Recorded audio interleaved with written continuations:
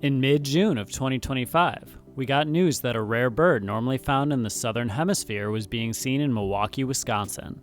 However, not only was it spotted, it was apparently nesting. The rare bird was a Kelp Gull, and it was nesting with an American Herring Gull. With the break of this news, birders would travel from thousands of miles away for the chance to see this rare bird, the only one of its kind known to currently be in the United States. As soon as we heard about it, we knew we had to go try and see it.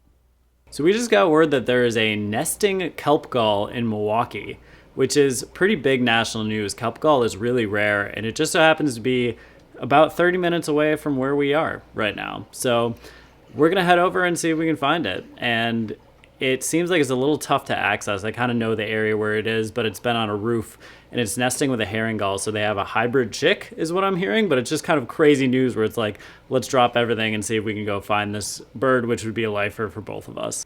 We started making our way down to the Milwaukee lakefront, still trying to grasp the idea that a rare bird for the US was found in our home state. Word of this gull just broke really recently, so I am anticipating it being an absolute zoo there with birders trying to get their looks real quick, because this is a bird that has not been here. It really has no business being here in terms of the species. It lives in the southern hemisphere as far south as Antarctica, so what that bird is doing in Milwaukee, I have no idea, but I can guarantee you there's going to be a load of people wanting to see it immediately.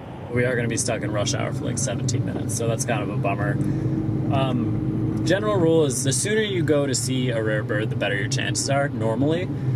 So we're just going as soon as we can, and we are hitting a little bit of rush hour, but you know, it'll be worth it if we can see this bird. Eventually, traffic opened up and we crossed the Hone Bridge, a famous Milwaukee landmark, before closing in on the gull's location. We just got to the general location. Now we have to pinpoint the exact spot where this gull is nesting. I have a strong feeling we'll see a lot of people and a lot of cars on the side of the road, and that should tell us everything we need to know.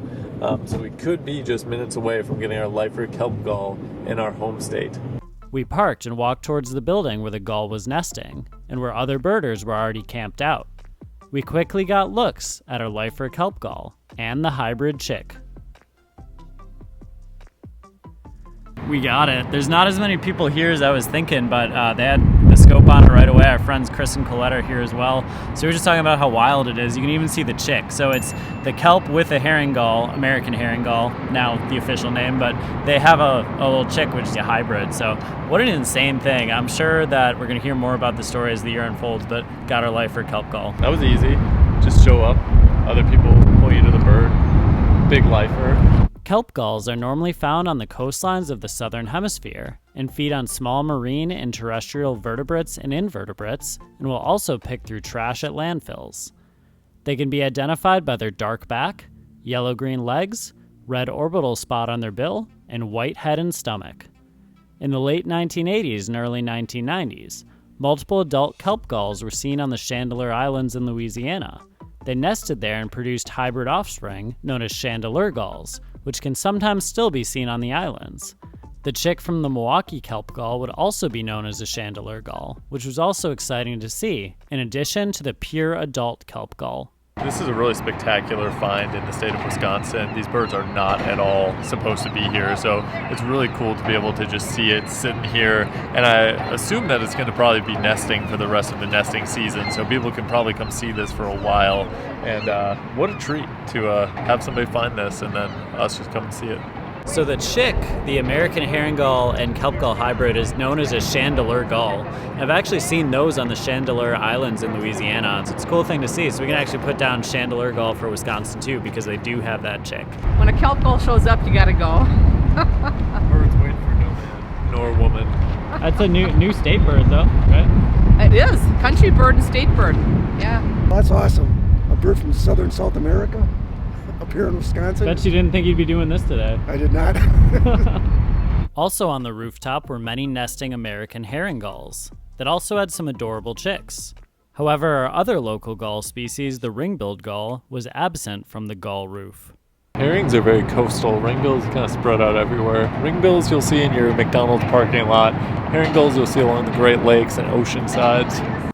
As more people began to show up, we got some more looks at the Kelp Gull and chick before heading out and calling it a day. It was cold and windy, but we were able to successfully get our lifer Kelp Gull, which looks like it is going to be here probably a little bit longer, at least during the breeding season. And now the flocks of people are starting to come in too, so I think a lot of people in the Wisconsin birding community are going to get the chance to see this bird, which is really cool. And from outside the state, I'm sure we're going to get a lot of people coming in. One of our friends might be flying in actually from pretty far away, so this is exciting to people. It's another one of those crazy rarities that folks will come into the state of Wisconsin for, and hopefully partake in some of our local cuisine, such as cheese. In the days that followed, birders came from all over the U.S. to observe the Kelp Gull, including our friend Ezekiel, who traveled over 1,500 miles from Arizona on a red-eye flight in order to see the bird, his 765th bird species seen for the U.S. You did it, Zeke. I got a Kelp Gull. 765 for the U.S. Let's go. Was the red-eye flight worth it? Yeah, 100%. Overall, it was extremely exciting to see the nesting Kelp Gull in our home state, and I'm glad so many other birders have had the chance to come and see it as well. If the bird is still being seen, you can follow the instructions for viewing it in the description of the video that were made by Tom Schultz, who is also the original finder of the bird. Would you travel thousands of miles to see a single species of animal? Let us know in the comments below, and thanks for watching. We'll see you next time on Badgerland Birding.